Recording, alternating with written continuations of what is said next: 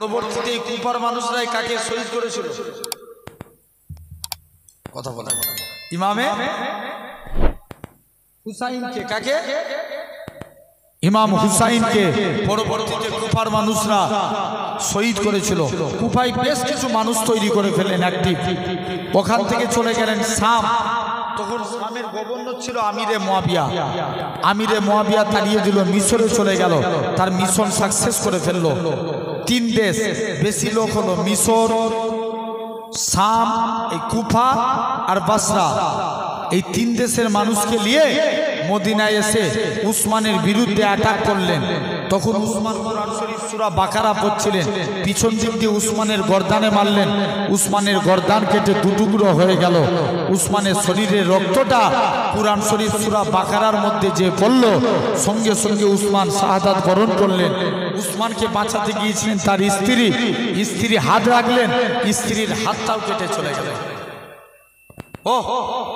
এরপরে তারা ভাবে, দিকে দিকে সাহাবারা বলে, সবাই খেপে যায়, না আমরা উসমান হত্যার আগে প্রতিশোধ নেব। কিন্তু এরা মনে মনে ভাবে অন্য কেউ খলিফা হয়ে গেলে আগে উসমান হত্যার প্রতিশোধ নিলে আমরা ফেঁসে যাব। কারা? এই আব্দুল্লাহ বিন সাবার দলেরা। তাই তারা কি করলো, গোপনে গোপনে আলীর কাছে যে বলে, আলী, কিন্তু তারা নামে মুসলমান না, আলী আমরা আপনাকে খলিফা পদে দেখতে চাই।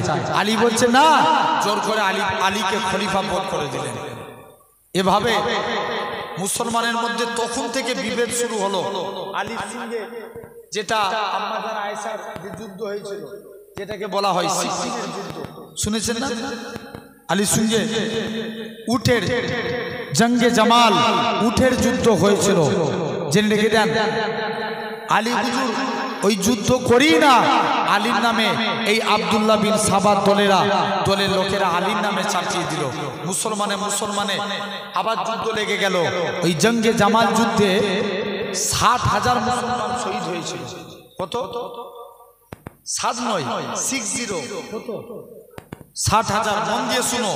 তখন থেকে সেই যে মুসলমানে আলাদা হতে লাগলো। দেখবেন ভারতবর্ষে 700 বছর মোগলরা সাম্রাজ্য চালিয়েছিল। যেই ইংরেজদের প্ররোচনায় পা দিল, হাত ছাড়া। ঠিক না ভুল? ইতিহাস পড়েছেন না? তাহলে জেনে রেখে দেন, 3 নম্বর ব্যক্তির কথা শোনা যাবে না। তো তখন থেকে যুদ্ধ হলো। নবী বলেছিলেন, ভবিষ্যৎবাণী করেছিলেন, আমার ইন্তেকালের পর খলিফাতন্ত্র থাকবে 30 বছর। কত বছর? 30 বছর। তারপর রাজতন্ত্রে পরিণত হবে। নবী ইন্তেকালের পর খলিফা হলেন আবু বকর, তারপরে ওমর, তারপরে উসমান, তারপরে আলী হুজুর হয়ে 30 বছর পূর্ণ হতে 6 মাস বাকি ছিল। এই 6 মাস মুসলিম জাহানের খলিফা হলেন আল্লাহ রসুলের বড় নাতি ইমামে হাসান। তাই এজিদের সঙ্গে হাসানের নাম্বার 1 মতানৈক্যের কারণ। 2 নম্বর কারণ কি? মদিনার একটা সুন্দরী নারী ছিল, যার নাম ছিল জায়েদা। কি নাম বললাম? জায়েদা। সবাই তাকে বিয়ের প্রস্তাব দেয়, এজিদও বিয়ের প্রস্তাব দেয়, হাসানও বিয়ের প্রস্তাব দেয়। জায়েদা মনে মনে করে, আমি এজিদকে বিয়ে করলে দুনিয়া পাবো, কিন্তু হাসানকে বিয়ে করলে দুনিয়ার সাথে আল্লাহর জান্নাত পেয়ে যাব। জোরে বলো। তাহলে আসেন সেই জায়গায় ইমামে। তাই এজিদ কি করলো, হাসানের উপর রেগে যে একটা লোকের সঙ্গে পরামর্শ করলো, যার নাম ছিল মারওয়ান। মাইমুনা নামে এক দুশ্চরিত্রা নারীকে ফিট করলো। কি নারী? দুশ্চরিত্রা নারী, আপনার ভস্তা নারীকে ফিট করে ফেলল। শুনছো তো? কি নারী? আসেন একটু মন দিয়ে শুনে। নাম্বার 1, তাহলে ইমাম হাসানের 2 জন স্ত্রী। বড় স্ত্রীর নাম হাসনা বানু, ছোট স্ত্রীর নাম জায়েদা। ইমামে এদিকে মাইমুনা হাসনা বানুর কাছে যে বলে, তুমি আমাকে কিছু টাকা, আজকের দিনে তুমি ইমাম হাসানকে একটু উচিত শিক্ষা দাও। ইমামে হাসনা বানু বলে, শুনে রেখে দাও, আমি হাসানের বিরুদ্ধে অস্ত্র ধারণ করতে পারবো না। জায়েদার কাছে আসে, জায়েদা, তুই যদি আজ হাসানকে বিয়ে করতিস, আজকে কত সুন্দর দুনিয়ায় বাড়ি পেতিস। এজিদকে বিয়ে করে সব শেষ করে আজকে এজিদকে বিয়ে করলে দুনিয়া পেয়ে যেতিস, হাসানকে বিয়ে করলে এই ভাঙা কুটি ঘরে পড়ে আছিস। হাসনা বলে, উপায় নাই। জায়দা বলে এভাবে 1.5 মাস ধরে ধরে জায়দার মনকে বিষিয়ে দিল। ইমামে হাসান একদিন জায়দার বাড়িতে খেতে গেছেন। হুজুরের অভ্যাস ছিল পানি পান করা। গভীর রজনীতে উঠে পানি পান করেছে, সঙ্গে সঙ্গে পেটের যন্ত্রণা শুরু হয়ে গেল। মুসলমান ছেলে মেয়েরা, আব্বারা, তরুণেরা, হে নবী প্রেমিকের আগা, ইমামে হাসান কি করলেন? এরকম ভাবে হামাগুড়ি দিয়ে নানা জানের মাজার আকদাসের কাছে চলে গেলেন। এত পেটের যন্ত্রণা শুরু হয়ে গেল, হুজুর আমার সহ্য করতে পারে না। নানা জানের ওসিলা দিয়ে আল্লাহর কাছে দোয়া চাইলেন। আমার আল্লাহ পাক ইমামে হাসানকে প্রথমবার সুস্থতা দান করেছিলেন। সবাই মিলে বলো, প্রথমবার সুস্থতা দান করে দিলেন। দ্বিতীয়বার আঙ্গুর ফলের সঙ্গে বিষ মিশানো হলো। কিসের সাথে? আঙ্গুর ফল। কিছু আঙ্গুর ফলে বিষ মিশানো ছিল, কিছু আঙ্গুর ফলে বিষ মিশানো নেই। ইমামে হাসান বলে এই আঙ্গুর ফলে বিষ মিশানো নেই, যেগুলো জায়দা জানতো। ইমামে হাসান বলে, স্বামী, জায়দা বলছে, স্বামী একটু আঙ্গুর খাও। বলছে, না, আগে তুমি খাও, তারপরে আমি খাবো। জায়দা জানতো যে আঙ্গুরগুলোতে বিষ মিশানো নাই, ওই আঙ্গুরগুলো খেতে লাগলেন। আবার পেটের যন্ত্রণা শুরু হয়ে গেল। হুজুর কষ্ট করে হামাগুড়ি দিয়ে নানা জানের মাজার আকদাসের কাছে গেলেন। আল্লাহ হুজুরকে দ্বিতীয়বারও সুস্থতা দান করে দিলেন। জোরে বলো। 3 নাম্বার, তৃতীয়বার মাইমুনা বলে, আর একবার সুযোগ দাও। তৃতীয়বার হাসনা বানু তিনি কি করলেন? আস্তে আস্তে করে হাসনা বানুকে বলল, জায়দা যখন ঘুমিয়ে পড়বে 1 গ্লাস পানি রেখে দিয়ে চলে আসবে। বলছে, ঠিক আছে। জায়দা ঘুমিয়ে পড়েছে, 1 গ্লাস পানি রেখে আসলেন। টাকার লোভে পড়ে ঘুম হচ্ছিল না। জায়দা পানির গ্লাসে জহরাকৃত বিষ মিশিয়ে দিল। মুসলমান ঘরের ছেলে মেয়েরা, আব্বারা, তরুণেরা, হে নবী প্রেমিকের আগা, ইমামে হাসান কি করলেন? তাড়াতাড়ি করে আবারও পানিখানা পান করলেন। হুজুরের আবারও পেটের যন্ত্রণা শুরু হয়ে গেল। ইমামে হাসান কষ্ট করে উঠে আর সহ্য করতে পারে না। এরকম ভাবে সকাল হয়েছে, জমিনায় পড়ে ছটফট করে ইমামে হাসান তার বড় স্ত্রী এরকম ভাবে হাসনা বানুকে ডেকে পাঠায়, পুত্র কাসেমকে ডেকে পাঠায়, ছোট ভাই ইমামে হুসাইনকে ডেকে পাঠায়। ও যুবকেরা, ইমামে হুসাইন কাঁদে আর বলে, ভাই হাসান কে আপনার সঙ্গে ব্যবহার করেছে, আপনি একবার তার পরিচয় দেন। ইমামে হাসান বলে, না না না না, আমি তাকে মাফ করে দিয়েছি, তুমিও তাকে মাফ করে দাও। ইমামে হাসান কষ্ট করে এরকম ভাবে ইমামে হুসাইন পরীক্ষা করার জন্য 1 গিলাস পানি ডাললেন। যেই পানিটা এরকম ভাবে ইমামে হুসাইন পান করতে যাবে, ইমামে হাসান হুসাইনের হাত থেকে পানি টালিয়ে দূরে ছুঁড়ে ফেলে দিলেন। ও যুবকেরা, এত বিষ মিশানো ছিল, পানিটা মাটিতে যেই জায়গায় পড়লো, মাটিটা ফুসকা দিয়ে উঠল। ইমামে হাসান আর কষ্ট করে উঠে পানির গিলাসটা দূরে ছুঁড়ে ফেলে দিলেন। ইমামে হুসাইন বলে, না না না না, এটা মানা যাবে না, এটা মানা যাবে না। ও যুবকেরা, ইমামে হুসাইন এরকম ভাবে দৌড়ে দৌড়ে এরকম ভাবে ইমামে হুসাইন ধৈর্য করে কাঁদে। ইমামে হাসান বলে, ভাই হুসাইন, আমার আর দুনিয়ায় বেশিক্ষণের সময় নাই, কেননা গত রাত্রে নানাজান দিন দুনিয়া বাদশাকে স্বপ্ন দেখলাম, আব্বাজান শেরে আলীকে স্বপ্ন দেখলাম, আম্মাজান ফাতেমাকে স্বপ্ন দেখলাম, সবাই যেন জান্নাতের দরজায় আমি হাসানের জন্য দাঁড়িয়ে আছে। এ হুজুরতে হুসাইন আস্তে আস্তে করে ইমামে হাসানের চেহারা দ্বারা সবুজ বর্ণ ধারণ করতে লাগে।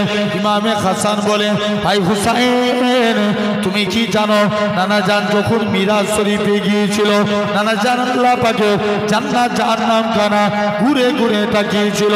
নানাজান আল্লাহ পাকে জান্নাতের মধ্যে 2টা ঘর দেখেছিল, একটা হলো সবুজ বর্ণ আর একটা হলো লাল বর্ণ।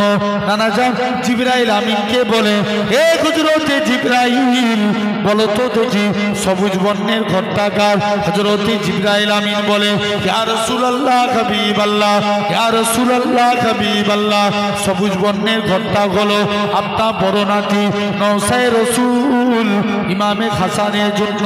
কেননা আপনার উম্মতদের মধ্যে একদল মুনাফিক উম্মতেরা আপনার বড় নাতিকে বিস্মান করিয়ে শহীদ করবে, এই জন্য কারবালার মধ্যে লাল বর্ণের সবুজ বর্ণের ঘরটা আল্লাহ হাসানের জন্য বানিয়েছে।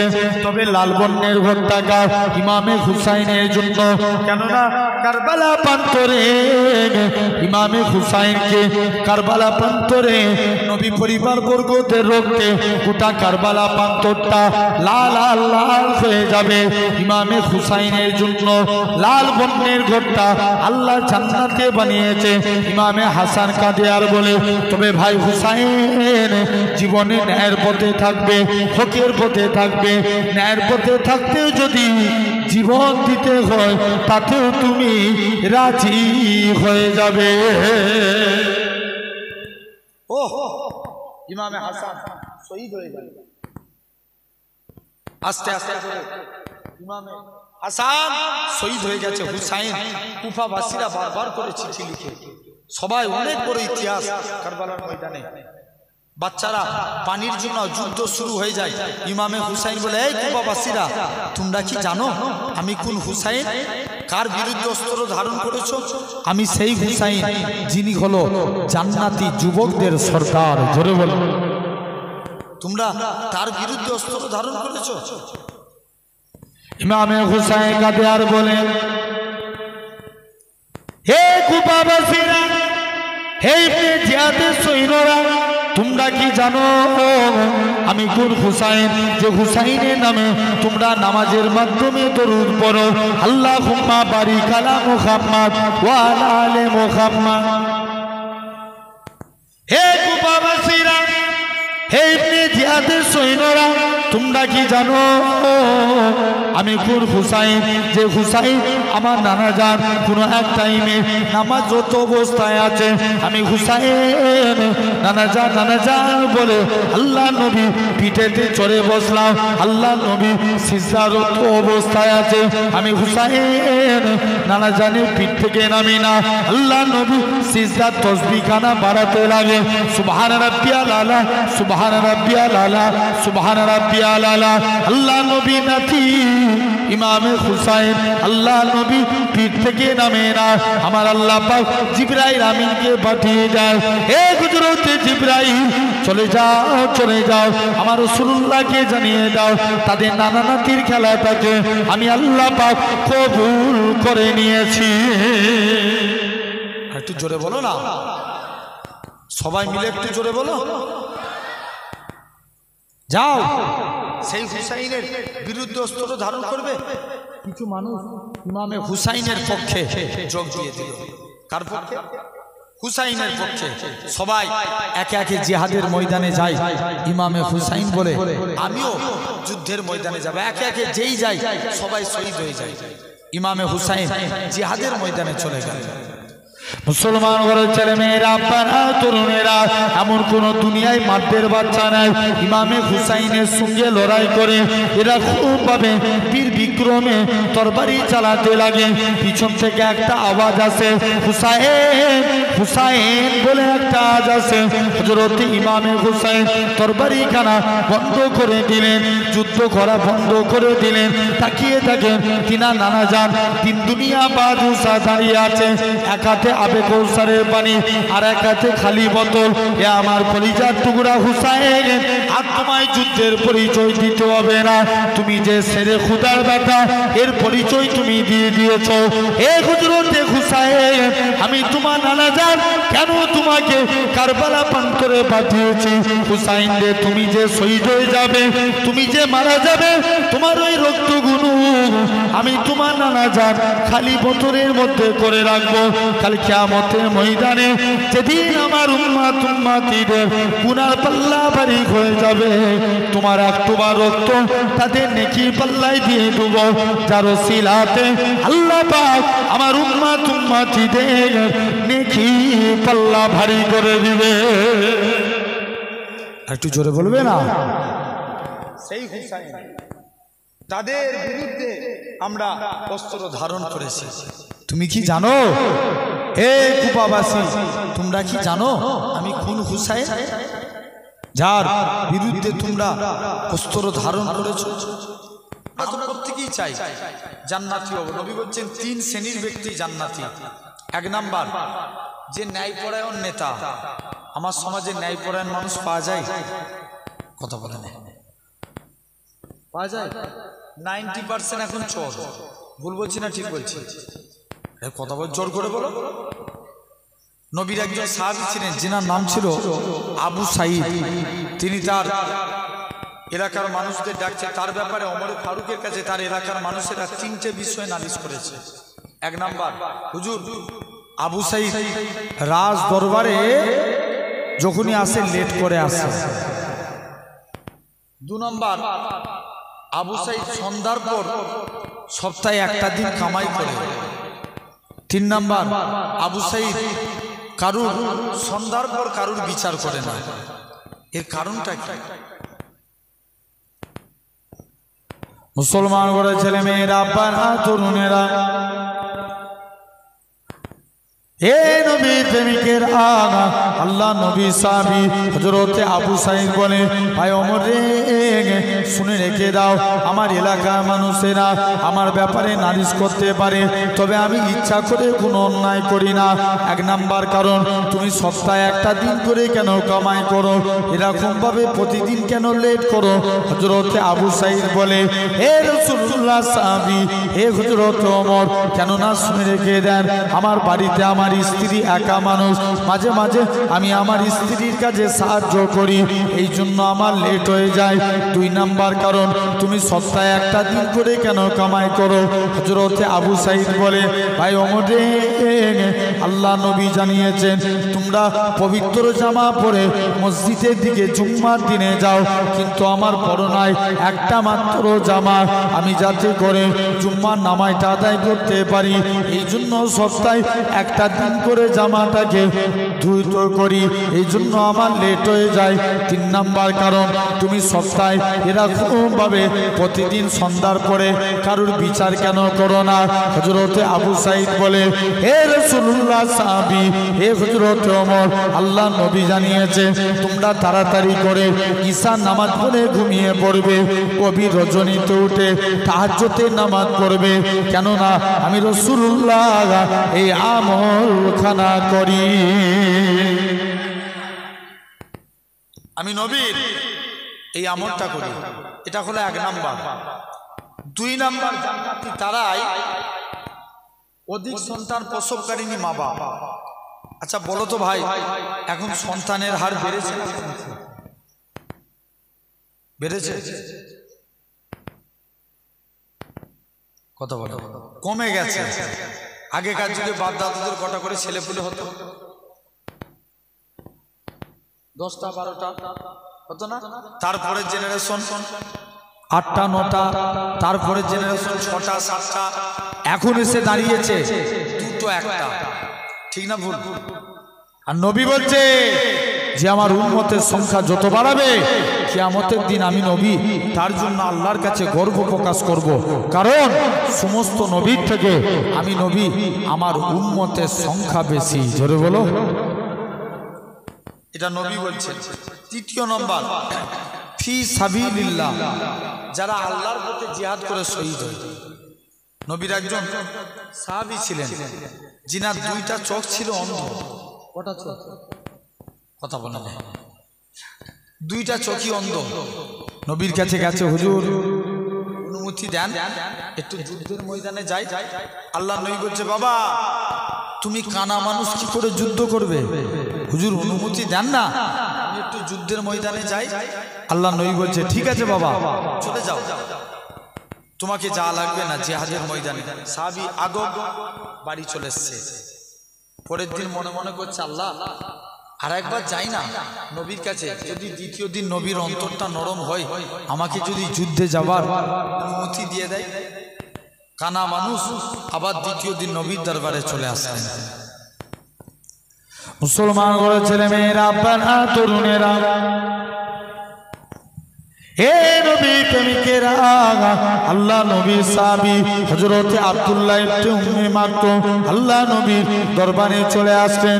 আল্লাহ নবীর দরবারে এসে সালাম খানা দিতে লাগে। আসসালাতু ওয়াসসালামু আলাইকা ইয়া রাসূলুল্লাহ হাবিবাল্লাহ।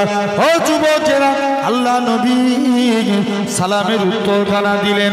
আল্লাহ নবী বলে, ও আমার সাহাবীরা, কি ব্যাপার বলো? ইয়া রাসূলুল্লাহ হাবিবাল্লাহ, হুজুর আমি যুদ্ধের ময়দানে যেতে চাই। আল্লাহ নবী বলে, বাবা তুমি বাড়ি ফিরে চলে যাও, তোমাকে জিহাদের ময়দানে যাওয়া লাগবে না। সাহাবী মনটা খারাপ করে আবার বাড়ি চলে আসলেন। পরের দিন এরকম ভাবে বেশ কিছুদিন পর আল্লাহ নবী ইন্তেকাল হয়ে গেলেন। আবু বকর খলিফা হলেন। আল্লাহ নবী সাহাবী হযরত আব্দুল্লাহ ইবনে উম্মে মাকতুম আবু বকরের কাছে চলে আসে। ভাই আবু বকর, তুমি আমায় অনুমতি দাও, আমি যেন যুদ্ধের ময়দানে যেতে পারি। আবু বকর বলে, না না না না, এটা মানা যাবে না, যেখানে আল্লাহ নবী অনুমতি দেয় না আমি আবু বকর আমিও অনুমতি দিতে পারবো না, তুমি এখান থেকে চলে যাও। ও যুবকেরা, ও নবী গোলামের আগা, আল্লাহ নবী সাহাবী হযরত আব্দুল্লাহ ইবনে উম্মে মাকতুম কিছুদিন পরে আবু বকর ইন্তেকাল হয়ে গেলেন। ওমরে ফারুক খলিফা হলেন। আল্লাহ নবী সাহাবী হযরত আব্দুল্লাহ ইবনে উম্মে মাকতুম ওমরে ফারুকের কাছে যায়, ভাই ওমর রে, তুমি আমায় অনুমতি দাও, আমি যেন যুদ্ধের ময়দানে যেতে পারি। হযরত ওমর বলে, তুমি তো কানা মানুষ, তুমি কেমন করে যুদ্ধ করবে? আল্লাহ নবী সাহাবী হযরত ওমরে ফারুক রাদিয়াল্লাহু তাআলা আনহু, হুজুর আমার এরকম ভাবে হযরত আব্দুল্লাহ ইবনে উম্মে মাকতুম বলে, হে রাসূলুল্লাহ সাহাবী, হে হযরত ওমর, যখন মক্কার কাফেররা আমি জিহাদের ময়দানে যাব, ইসলামের ঝান্ডাটাকে উড়িয়ে দাঁড়িয়ে থাকবো, মক্কার কাফেররা আমাকে লক্ষ্য করে তীর ছুঁড়ে ছুঁড়ে মারবে, আমার গোটা শরীর দিয়ে রক্ত বেরিয়ে যাবে, কাল কিয়ামতের ময়দানে রক্ত মাখা চেহারা নিয়ে কবরে চলে যাব। যেদিন আমার আল্লাহ জিজ্ঞাসা করবে, হে আব্দুল্লাহ ইবনে উম্মে মাকতুম, দুনিয়ায় পাঠিয়েছিলাম কি করেছিলি? আমি আব্দুল্লাহ ইবনে উম্মে মাকতুম আমার আল্লাহকে রক্ত মাখা চেহারা খানা দেখাবো। আল্লাহ পাক তোমার দিনকে জিন্দা করার জন্য নিজের জীবনকে কুরবান করে দিয়েছি। আর একটু জোরে হবে না? আল্লাহ তোমার দিনকে জিন্দা করার জন্য নিজের জীবনকে কুরবান করে দিয়েছে। তাহলে আমি বয়স কত বলেছি? বলো বলো, একটু আগেই বললাম। ভাই ওয়াজ শোনার জিনিস না বুঝার জিনিস? কথা বলে না, কাদের কিলি ওয়াজ করে, একটু বলো। বুঝার জিনিস, বুঝলে আবু বকর, না বুঝলে আবু জেহেল। বুঝলে কি আর না বুঝলে আবু জেহেল। আমরা কার দলে থাকবো? আবু বকরের দলে কারা? একবার হাত তুলে দেখাও, জোর করে তাকবীর দাও দেখি, ঝেড়ে তাকবীর দাও না, হাত তুলে রাখো। না রে তাকবীর হচ্ছে না, হাত নামান দেখি, জোরে একবার তাকবীর মারো তো। না রে তাকবীর। পিছনের ভাই বোন একটু দেন দেখি, না রে তাকবীর। একসঙ্গে সবাই দেন, না রে তাকবীর। জেনে রেখে দেন, নবী বলছেন এই 15 থেকে 40 বয়স, কত বললাম? 15 থেকে 40 এ বয়সটাই যারা আল্লাহ আল্লাহ করবে, আল্লাহ তাদের জীবনে 3টে রোগ দিবে না, কুষ্ঠ রোগ, পাগলাম রোগ, সেদ রোগ। 40 থেকে 50 আল্লাহ বলছে এই টাইমে যারা আল্লাহ আল্লাহ করবে, আল্লাহ কিয়ামতের দিন তাদের হিসাবটাকে সহজ করে দিবে। আর একটু জোরে বলো। 50 থেকে 60 আল্লাহ বলবে এই টাইমে যারা আল্লাহ আল্লাহ করবে, এই টাইমে বান্দারা আমি আল্লাহ আমার বন্ধু হতে থাকে। জোরে বলো, আর একটু জোরে। 60 থেকে 70 কত বললাম? 60 থেকে 70 এই টাইমটাই যারা আল্লাহ আল্লাহ করবে, আল্লাহ বলবে যা এই বয়সটাই বান্দার সঙ্গে আল্লাহ। আল্লাহ বলবে এবার আমাকে দিদার দে। 70 থেকে 80 যারা 80-তে পড়ে যাবে, আল্লাহ বলবে যা এদের নামে আমি আল্লাহর গুনাহ লিখব না। আর একটু জোরে বলা গেল না? 80 থেকে 90। যারা 90 বছর আল্লাহ আল্লাহ করবে, আল্লাহ বলবে যা, এই 90 বছর আল্লাহ আল্লাহ করেছে, আমি আল্লাহ এর আগু পিছু সমস্ত গুনাহকে মাফ করে দিলাম।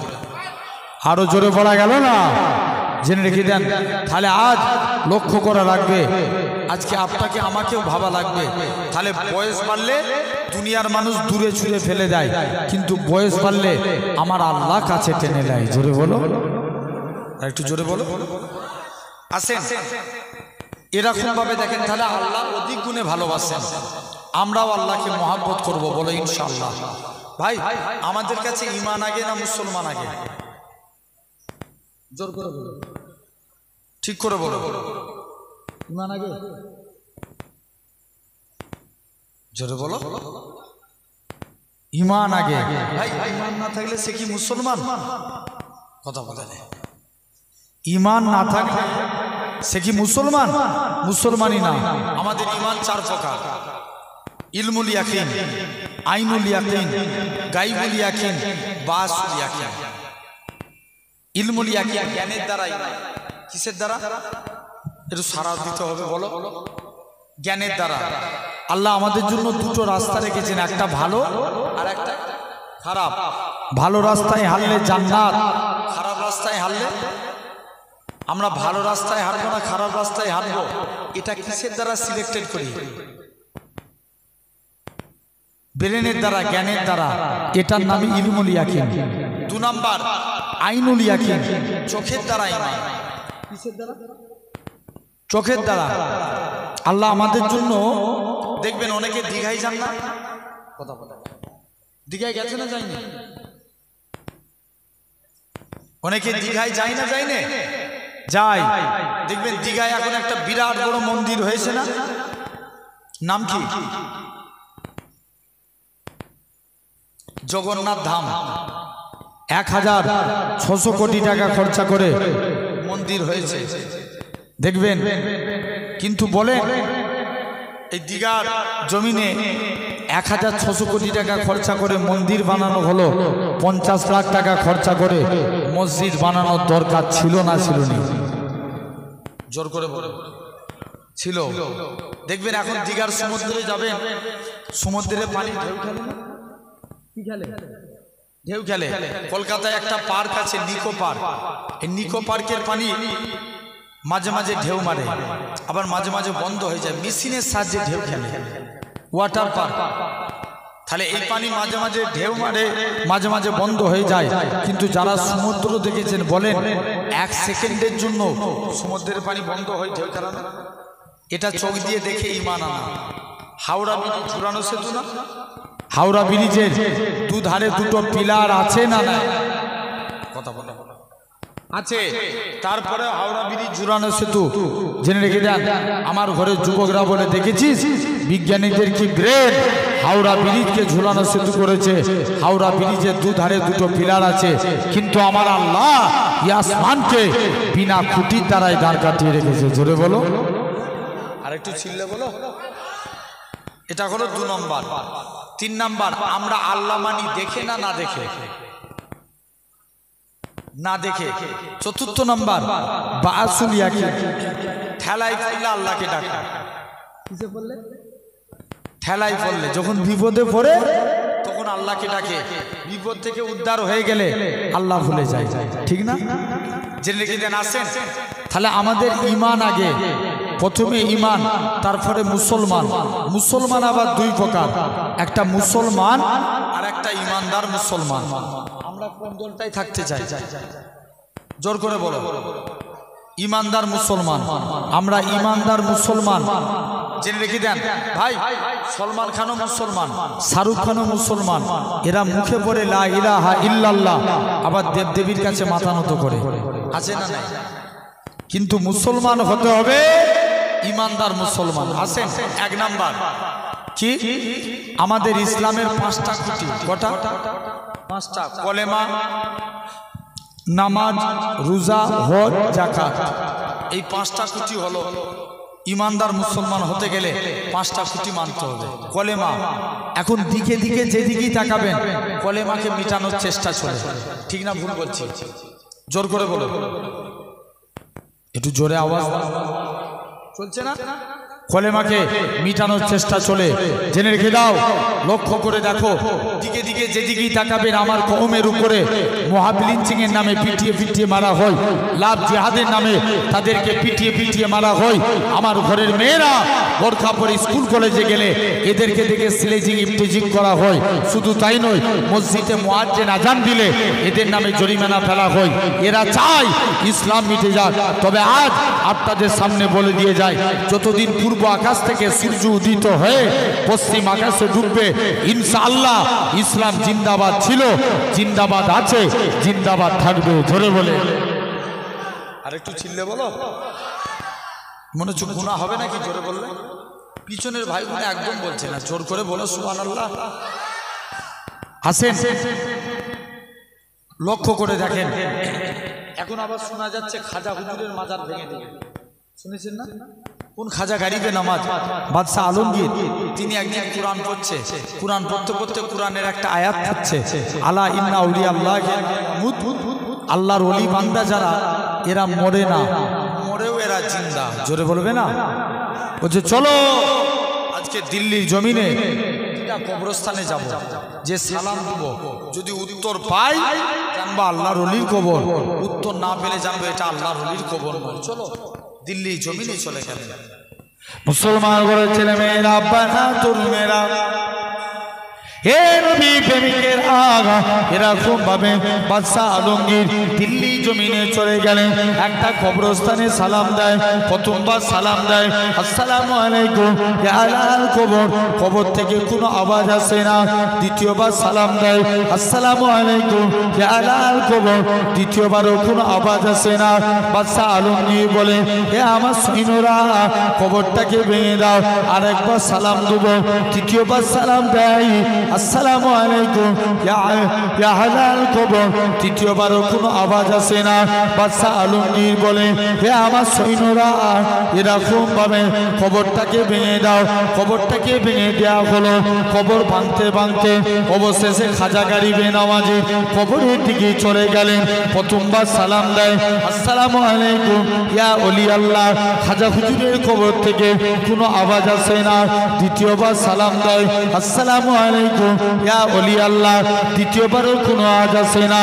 তৃতীয়বার সালাম দেয় আসসালামু আলাইকুম ইয়া ওলি আল্লাহ, সঙ্গে সঙ্গে খাজা হুজুরের কবর থেকে ওয়ালাইকুম আসসালামের আওয়াজ কানা ভেসে উঠেছে। খাজা গারিবে নামাজ বলে, ও বাবা বাদশাহ আলমগীর, আল্লাহ তো তোমায় শোনার মতো পা দিয়েছে, চোখে দেখার মতো পা দেয় না। কেননা তুমি আমায় যখন প্রথমবার সালাম দিলে আমি খাজা গারিবে নামাজ রুহানি হালতে মদিনা শরীফে ছিলাম। যখন তুমি আমায় দ্বিতীয়বার সালাম দিলে আমি খাজা গারিবে নামাজ মদিনা থেকে আজমিরের দিকে চলে আসলাম। যখন তুমি আমায় তৃতীয়বার সালাম দিলে আমি খাজা গারিবে নামাজ আজমিরের জমিনে এসে সালামের জবাব দিয়ে দিলাম। আসেন, তাহলে এক নাম্বার খুঁটি হলো কলেমা, দু নাম্বার নামাজ পড়ার দরকার আছে না? জোর করে বলো আছে। তিন নাম্বার রোজা। আচ্ছা, এই বছর রমজান মাসে কোনো কষ্ট গেছে?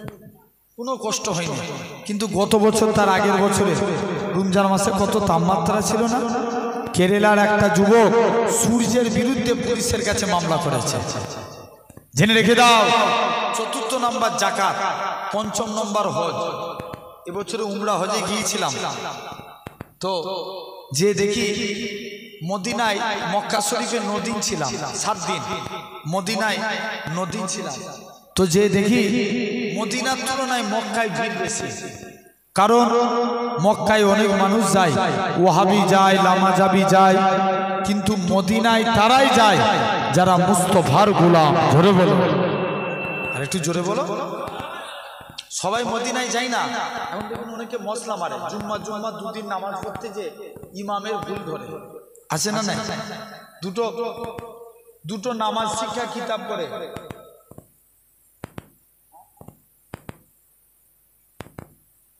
দুটো নামাজ শিক্ষা কিতাব পড়ে ফতোয়া মানে, আছে না? জোর করে বলো আছে না নাই? আছে। জেনে রেখে দেন আমার ভাইরা, অনেকে আবার মদিনাতেও যায়, ওখানেও ফতোয়া মানে। মুসলমান ঘরের ছেলে মেয়েরা, বানা তরুণেরা, হে নবী প্রেমিকেরা, আমরা যারা এমিরেট ফ্লাইটে যাব কলকাতা থেকে দুবাই, দুবাই থেকে জিদ্দা, আমাদের মিকাত হলো ইয়ালাম লাম্পার। অনেকে কি করে এয়ারপোর্টের ভিতরে এহরাম পরে 2 রাকাত নামাজ পড়ে, এরা খুবভাবে তালবিয়া পড়তে পড়তে আল্লাহর কাবার দিকে চলে যায়। লাব্বাইক আল্লাহুম্মা লাব্বাইক, লাব্বাইক লা শারীকা লাকা লাব্বাইক, ইন্নাল হামদা ওয়ান নি'মাতা লাকাল মুলক লা শারীকা লাকা লাব্বাইক। এরা খুবভাবে তালবিয়া পড়তে পড়তে আল্লাহর কাবার দিকে চলে যায়। আহারে আমার জানের কাবা, আহারে আমার মনের কাবা, আল্লাহ পাক আমি কাবা কোনোদিন দেখতে পাবো কি জানি না, যে কাবার সামনে হাজির এ নওজোয়ান যুবকেরা, আল্লাহ নবী জানিয়েছেন যারা কাবাকে দেখলো প্রথমবার দেখে হাত তুলে যা যা দোয়া চায় আমার আল্লাহ পাক হাজিদের হাতে দোয়া কবুল করে না। আরো জোরে বলো না। শুধু তাই নয়, কাবাকে তওয়াফ করে মাকাম ইব্রাহিমকে লক্ষ্য করে 2 রাকাত নামাজ পড়ে জমজমের পানি খেয়ে এরা খুবভাবে সাফা মারওয়া সাই করে মাথার চুল ফেলে দেয়। অনেকে বলে কেন আমরা মদিনায় যাব, কত বড় কপাল ফাটা দেখেন, এই কাবা শরীফও হতো না আমার রাসূলুল্লাহ যদি না হতো, ইব্রাহিম নবীও হতো না আমার রাসূলুল্লাহ যদি না হতো, ইসমাইল নবীও হতো না আমার রাসূলুল্লাহ যদি না হতো। যে নবীর খাতিরে আল্লাহ পাক কাবাকে শরীফ করেছে, কেননা নবী আমার মসজিদে কিবলাতাইনে 2 রাকাত নামাজ পড়ে মসজিদুল আকসার দিকে মুখ করে নবী আমার মনে মনে করে আল্লাহ পাক আপনি যদি কাবাকে কিবলা করে দেন আমি নবী এটি বড় খুশি। আমার আল্লাহ জানিয়ে দেয় হে আমার হাবিব আপনি সিজদা থেকে মাথা তুলুন, আমি আল্লাহ পাক আপনার খাতিরে আমি আল্লাহ কাবাকে কিবলা করে দিলাম। একটু জোরে বলো। আসেন তাহলে এই 5টা খুঁটি আমাদেরকে মানতে হবে, বলো ইনশাআল্লাহ। জোর করে বলো। তথাপিও এই জায়গায় বসেছেন মুহররমকে ভালোবেসে, ঠিক কি না? একটু মুহররমের কথা বলবো আপনাদের কাছে। সোহাদায়ে কারবালা জেনে রেখে দেন, এই 10 তারিখ এই মুহররম মাসের গুরুত্ব আছে না নাই? সবাই মিলে একবার তাকবীর মারো, কি না রে তাকবীর। সাদা টুপি তুমি তাকবীর দাও তো মিডিলে।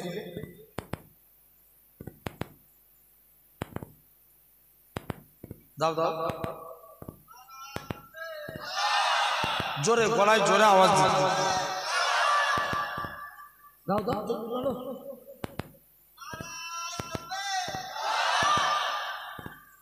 জেনে রেখে দাও ভাইরা, আব্বারা, তরুণেরা। আচ্ছা আমি একবার দিয়ে সবাই মিলে বলেন তো দেখি না রে তাকবীর। আসেন এই 10 তারিখের গুরুত্ব আছে না?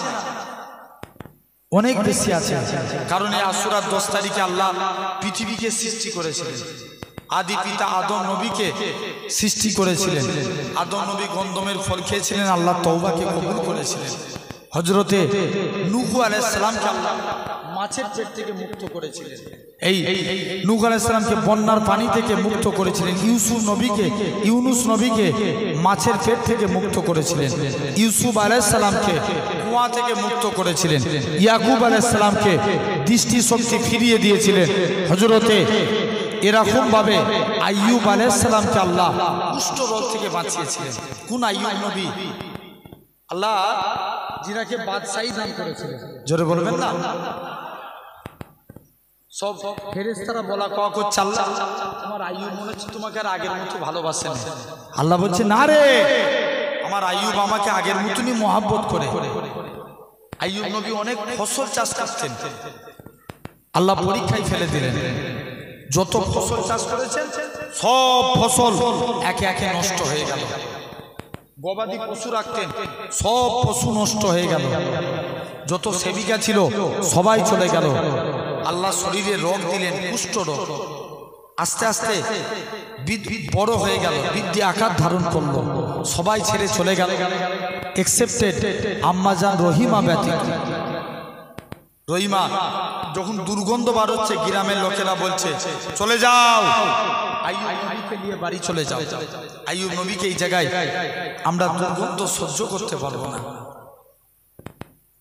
মুসলমান ঘরে ছেলে মেয়েরা, তরুণেরা,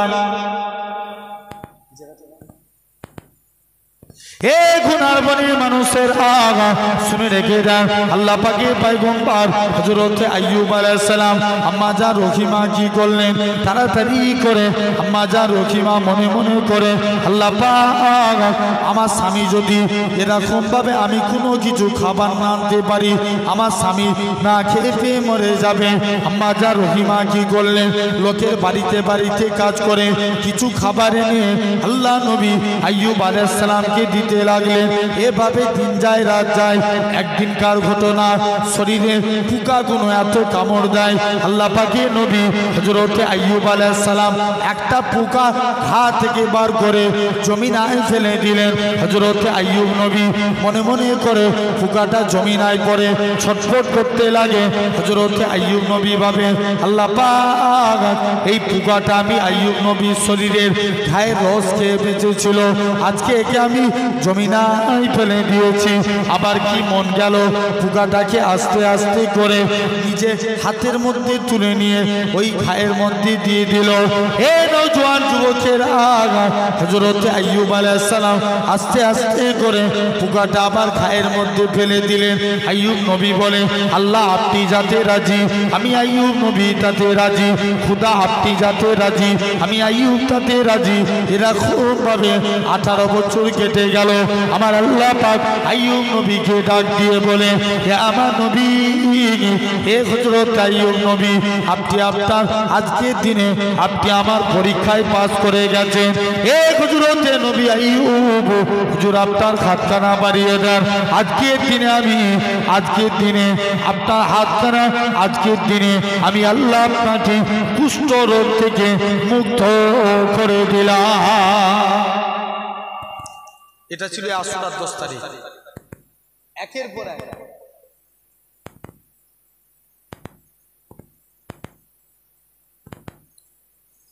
জেনে রেখে দেন। এরকম ভাবে লক্ষ্য করে দেখেন, তাহলে একের পর এক এই 10 তারিখের গুরুত্ব আছে না নাই? জোর করে বলো, আছে। অনেক অনেক বেশি গুরুত্ব আছে এই 10 তারিখে। শুধু তাই নয়, মুসা আলাইহিস সালামকে আল্লাহ ফিরআউনের হাত থেকে বাঁচিয়েছিলেন। কিন্তু আপনার আমার কাছে আমরা মর্মাহত শোকাহত কেন? আল্লাহ রসুলের 2 নাতি নওসায়ে রসুল ইমামে হাসান ইমামে হুসাইনকে কারবালা প্রান্তরে নির্মমভাবে শহীদ করা হয়েছিল। ঠিক না? সবাই মিলে বলো, ঠিক না ভুল? জেনে রেখে দেন ভাই, এই যে কারবালা যুদ্ধটা হয়েছিল, এটা কি মুসলমান আর অন্য ধর্মে না মুসলমানে কথা বলে নেই? জানা নাই? জানা আছে না নাই? না থাকলে বলতেন না। মুসলমানে জেনে রেখে দেন। একটু এর আগের ইতিহাস আপনাদেরকে ছোট্ট করে একটুখানি বলি। কারণ মুসলমান যদি এক থাকে, জীবনে এই জাতি কেউ হারাতে পারে না। সবাই এদের কাছে পরাজিত। ইতিহাস খুলে দেখো, 313 জন 1000কে পিছিয়ে দিয়েছে। জোরে বলো সুবহানাল্লাহ। হচ্ছে না, আর একটু জোরে বলো। 1000 3000কে পিছিয়ে দিয়েছে। মাত্র 60 জন 60,000 মানুষকে পিছিয়ে দিয়েছে। জেনে রেখে দেন। তাহলে আজকে লক্ষ্য করে দেখেন ভাইরা, এই চালটা ছিল ইহুদিদের, যে মুসলমানদেরকে আলাদা করতে হবে। যদি আলাদা না করতে পারি, জীবনে এদেরকে হারাতে পারবো না, এরা বেরিয়ে যাবে। তাই করলো কি, সর্বপ্রথম আল্লাহর নবী, আপনার নবী তিনি ছিলেন মদিনার শেষ কথা, ঠিক না ভুল? নবী যেটা বলতো সাহাবারা মেনে নিতেন। ইহুদিরা নবীকে মারার প্ল্যান করেছিল, পার্সোনাল নবীকে দাওয়াত করে সাহাবারা 2-4 জন সাহাবী নবীর সাথে যায়, বলে তোমরা একটু দূরে যাও, নবীর সঙ্গে পার্সোনাল কথা আছে। সাহাবাদের মনে সন্দেহ হলো নবীকে পিছন দিক দিয়ে পাথর ছুঁড়ে মেরে দিবে। এমন শুনতে জিবরাইল আমিন বলে, হাবিব আপনি পার্সোনাল থাকবেন না, আপনি চলে আসেন, ইহুদিরা আপনাকে মারার প্ল্যান করে। নবী মনে মনে ইশারার মাধ্যমে ঘোষণা করলেন, আমার ইন্তেকালের পর খলিফা হবে আবু বকর। কে হবে? জোর করে বলো, আবু বকর। আবু বকর সরাসরি ঘোষণা দিলেন, আমার ইন্তেকালের পর খলিফা হবে ওমরে ফারুক। জোরে বলো। অনেকে বলে ওমরে ফারুক খলিফা হবে, ঠিক কথা, কিন্তু ওমর ফারুক তো রাগী মানুষ, রাগী মানুষ। ওমরে ফারুক রাগী, তো এত রাগ নিয়ে কি চলবে? বলছে না, আমার পরে খলিফা হবে ওমরে ফারুক। ওমরে ফারুকের পর খলিফা মজলিসের মাধ্যমে বসে সিলেক্টেড করলেন, যেনার নাম ছিল উসমান গনি।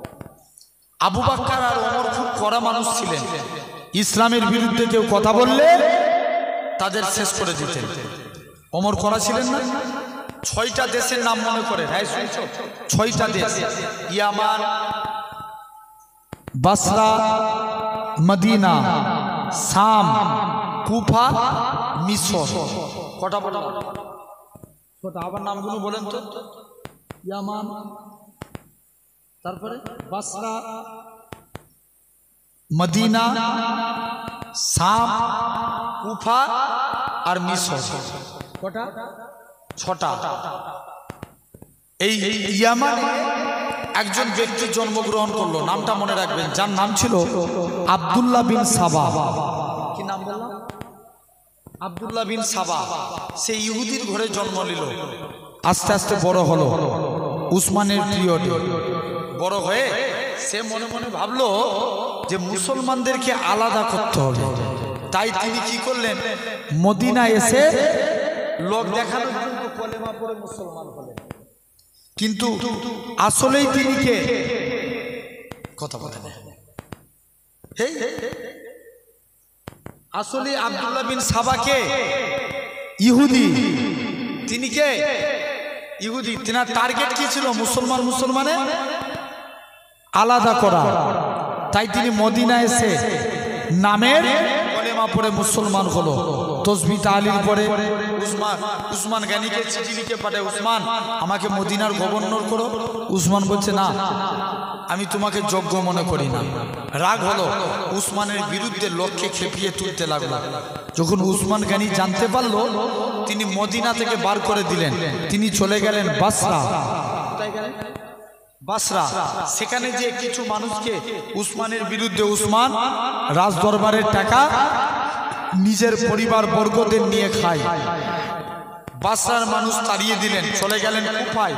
কুফায় বেশ কিছু মানুষ তার তৈরি হলো।